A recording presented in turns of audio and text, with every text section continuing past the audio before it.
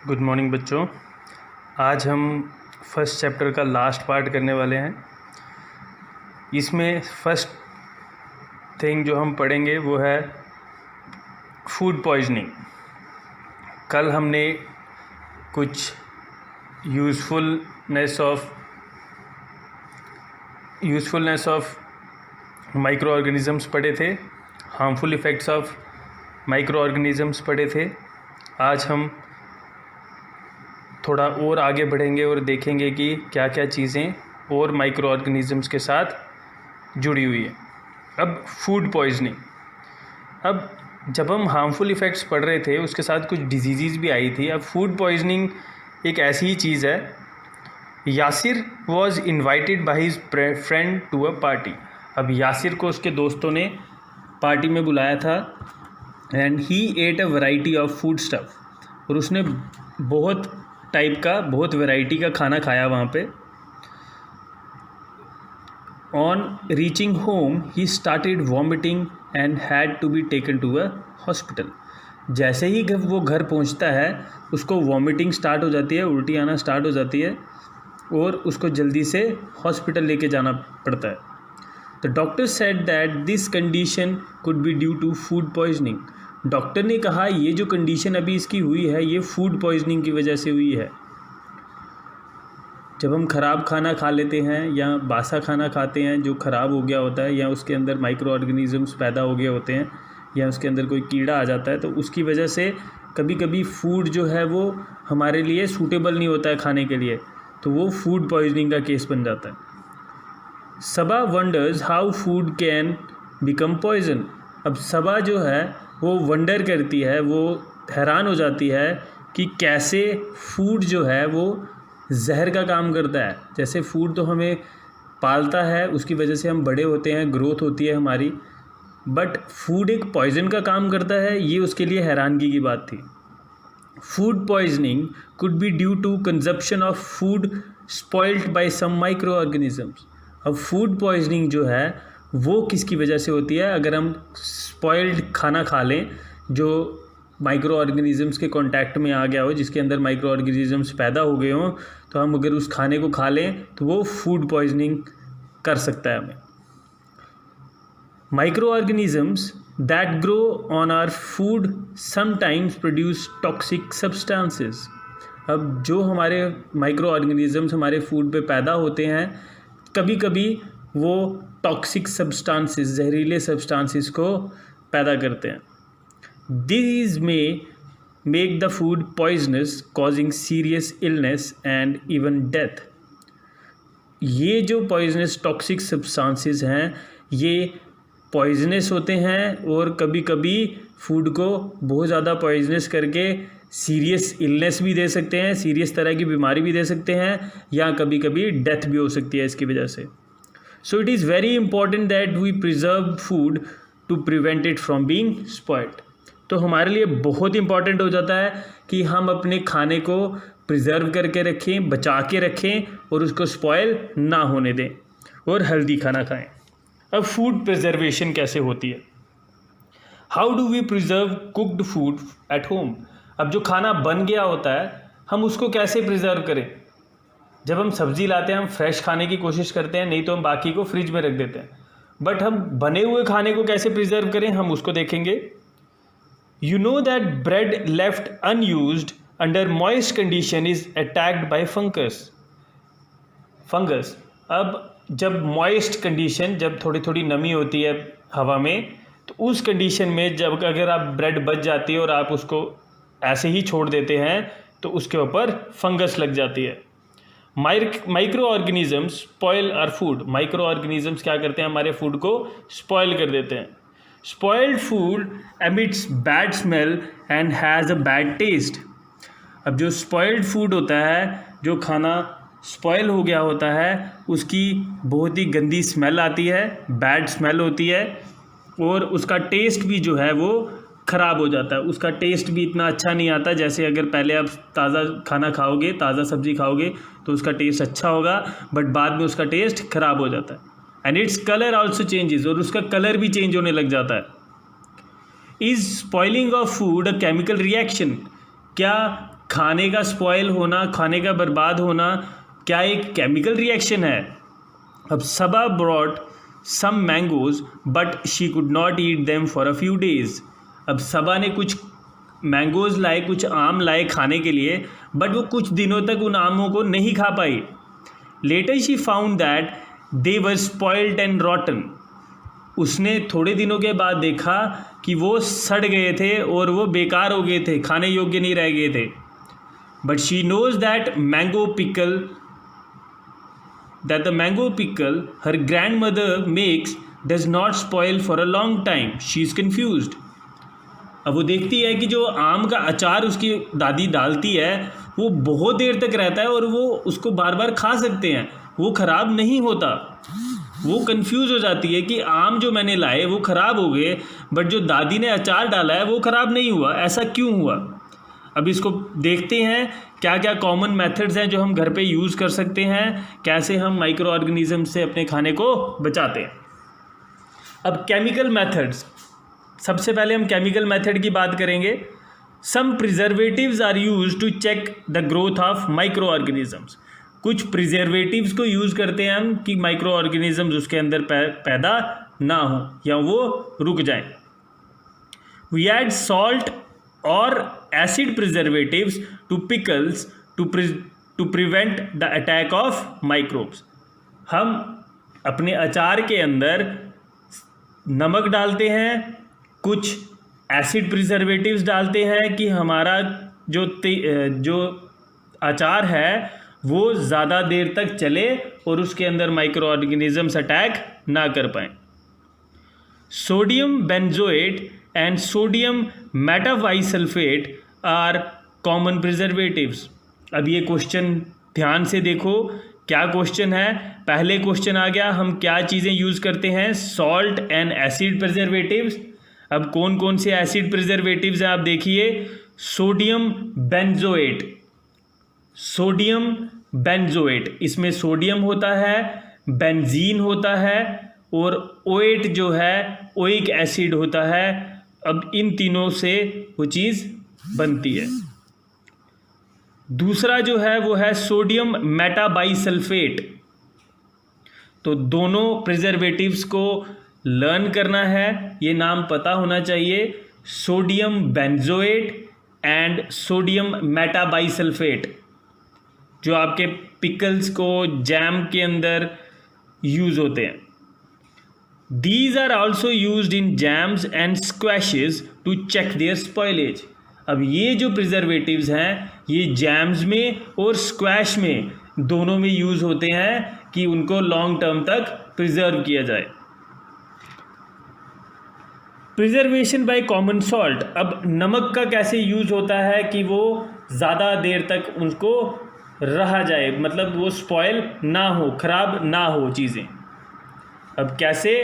Preservative common salt has been used to preserve meat fish for ages. बहुत देर से, बहुत एजेस से हम कॉमन सॉल्ट जो कि हमारा नमक होता है उसको यूज़ करते हैं मीट और फिश को प्रिजर्व करने के लिए।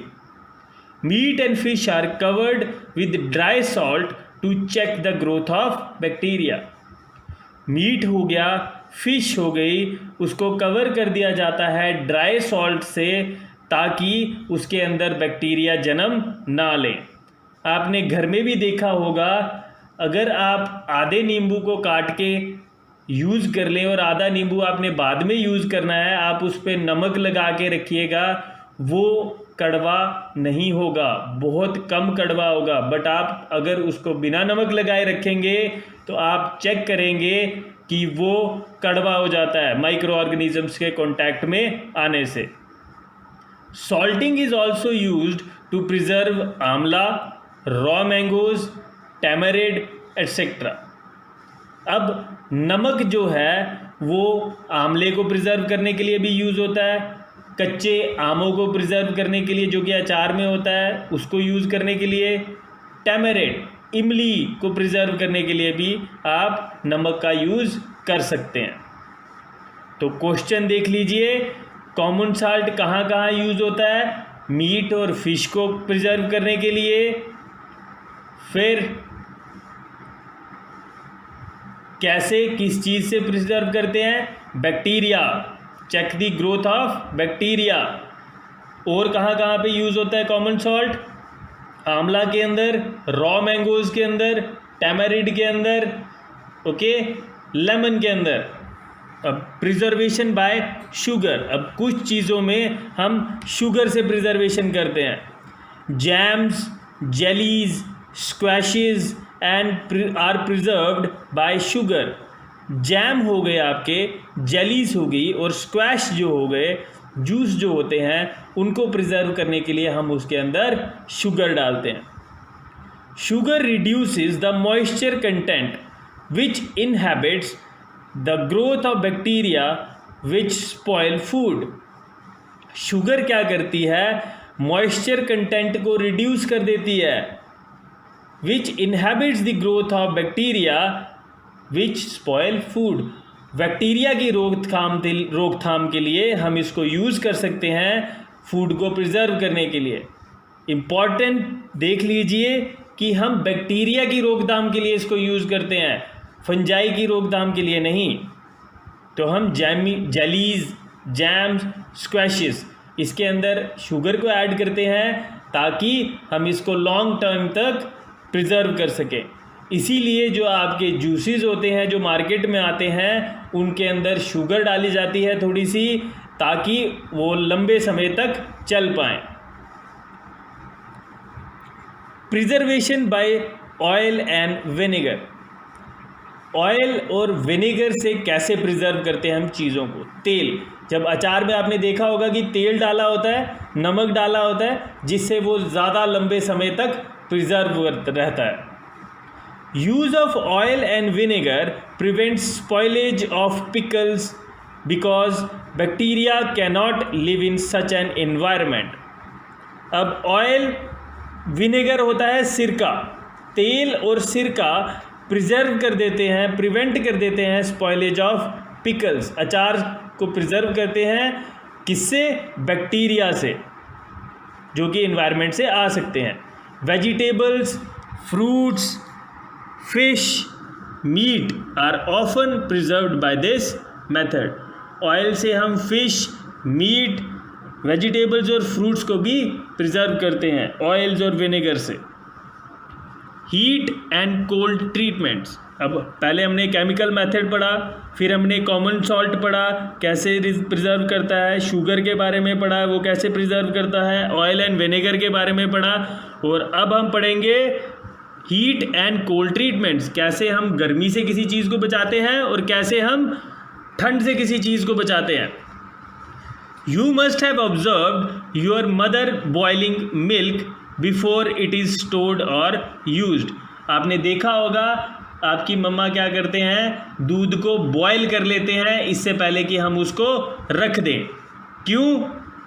क्योंकि उसके अंदर जो भी बैक्टीरियाज हैं हम उनको मार पाएँ और जो भी हार्मफुल इफ़ेक्ट हैं उनके हम उसको किल कर दें। Boiling kills many micro organism. अब बॉयल करने से बहुत सारे माइक्रो ऑर्गेनिजम्स मर जाते हैं। जैसे आपने सुना होगा डॉक्टर आपको बोलते हैं कि पानी को उबाल के पियो ताकि उसके अंदर जितने भी जर्म्स हैं, हमारे केस में हम जर्म्स नहीं बोलेंगे, हम उनको माइक्रो ऑर्गेनिजम्स बोलेंगे, तो जो हमारे हार्मफुल माइक्रो ऑर्गेनिजम्स हैं वो मर जाए। हम इन्फेक्शन जब भी हमें होती है हमें बॉइल्ड पानी पीना चाहिए ताकि माइक्रो ऑर्गेनिजम्स जो कि हमारे लिए हार्मफुल हैं वो मर जाए। हमें बारिश के मौसम में मैक्सिमम ट्राई ये करना चाहिए कि हम पानी को बॉयल करके ही पिएं।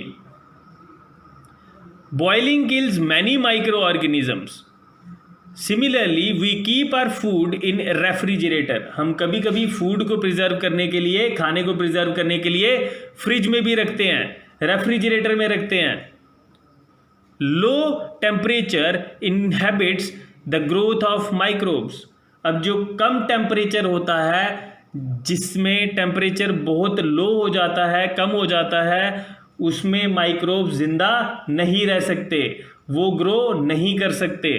वैसे ही बॉइलिंग में भी वो जिंदा नहीं रहते और ग्रो नहीं करते हैं।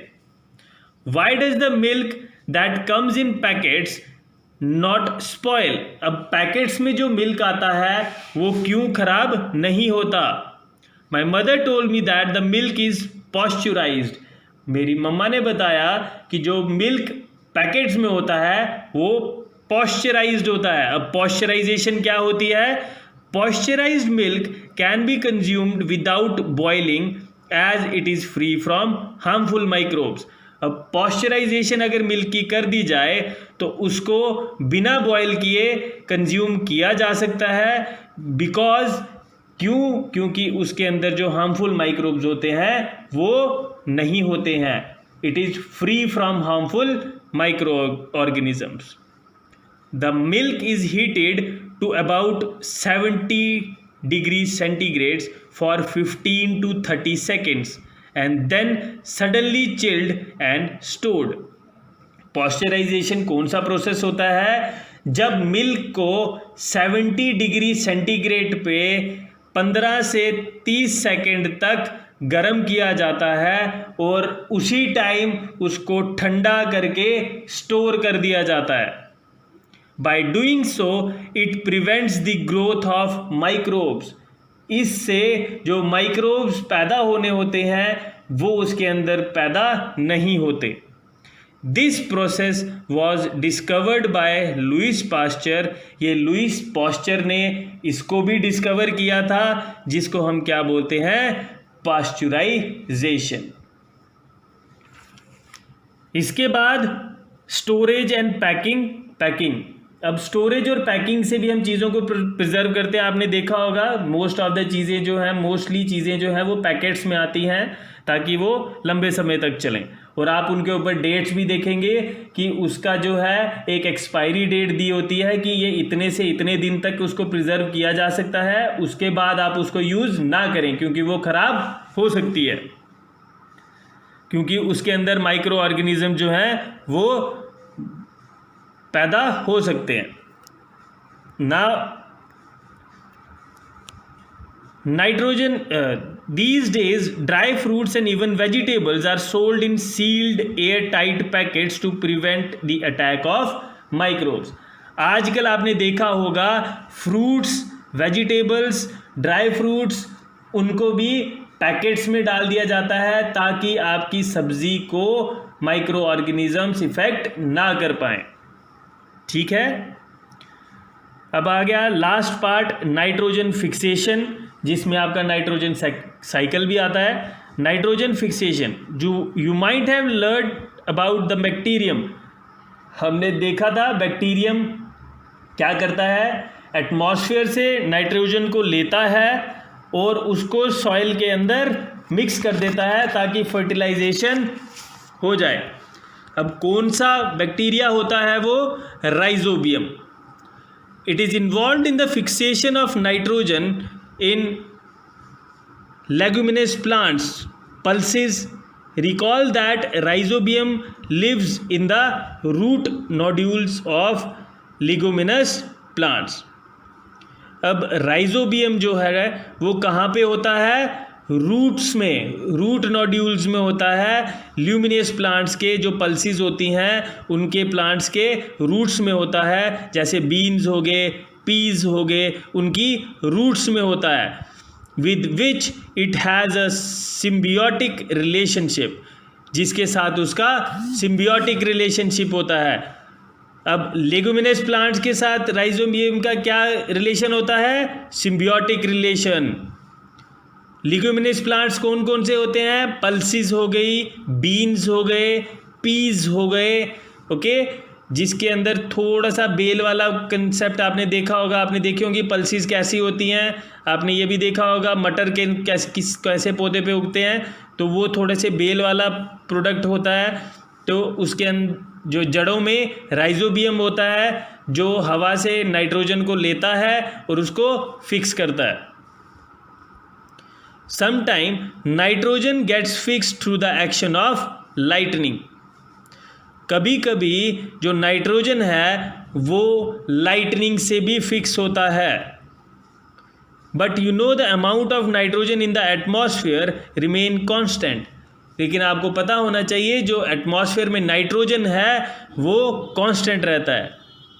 अब आप वंडर हो जाएंगे, आप अभी देखेंगे, आप अभी सोच में पड़ गए होंगे कि कैसे नाइट्रोजन जो है वो वैसा का वैसा ही रह जाता है। अब इसका नाइट्रोजन साइकिल पढ़ेंगे तो हमें कन्फ्यूजन दूर हो जाएगी कि कैसे नाइट्रोजन जो है वो वैसे का वैसा रहता है। Our atmosphere has 78% nitrogen gas. हमारे एटमॉस्फेयर में 78% 78% नाइट्रोजन गैस है।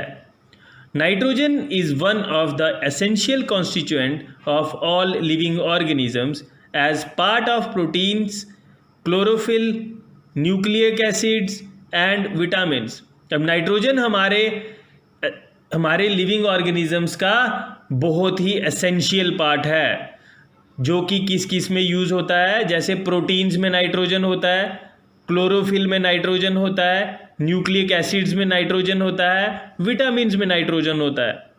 The atmospheric nitrogen can not be taken directly by plants and animals. Plants और एनिमल्स जो है वो डायरेक्टली एटमॉस्फेयर से नाइट्रोजन को नहीं ले सकते हैं। उसके लिए उनको थोड़े बैक्टीरियाज या एल्गी चाहिए होते हैं। Certain bacteria and blue green algae present in the atmosphere in the soil fix nitrogen from the atmosphere and convert into compounds of nitrogen। अब बैक्टीरिया हो गए, कुछ ब्लू ग्रीन एल्गी हो गए जो कि सॉइल के अंदर होते हैं, वो नाइट्रोजन को फिक्स करते हैं एटमॉस्फेयर से लेके और उसको अलग अलग कंपाउंड्स में अलग अलग चीज़ें जो कि प्लांट को चाहिए होती हैं, हमें चाहिए होती हैं, उसमें कन्वर्ट कर देते हैं। Once nitrogen is converted into these usable compounds, जैसे ही नाइट्रोजन इन यूजेबल कंपाउंड्स में कन्वर्ट हो जाता है वो it can be utilized by plants from the soil through their root system. जैसे ही वो नाइट्रोजन के कंपाउंड्स बन जाते हैं, प्लांट उनको यूटिलाइज कर सकता है अपने रूट्स के थ्रू सॉइल में से। Nitrogen is then used for the synthesis of plant proteins and other compounds. Nitrogen जो है फिर जो प्लांट के अंदर प्रोटीन्स होते हैं उसमें उसको सिंथेसाइज कर देता है और बाकी के कंपाउंड्स में भी। Animal feeding on plant get these proteins and other nitrogen compounds।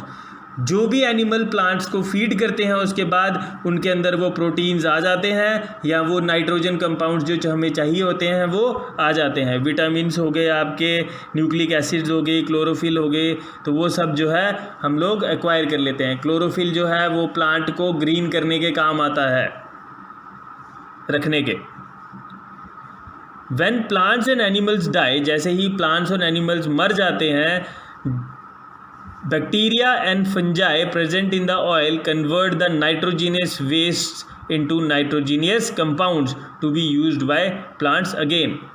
जैसे ही प्लांट्स या एनिमल्स मर जाते हैं, बैक्टीरिया और फंजाई जो होते हैं सॉइल के अंदर वो उसको कन्वर्ट कर देते हैं नाइट्रोजीनियस वेस्ट में, जो कि फिर से नाइट्रोजीनियस कंपाउंड्स में कन्वर्ट होते हैं और जो कि प्लांट फिर से इनटेक कर सकता है।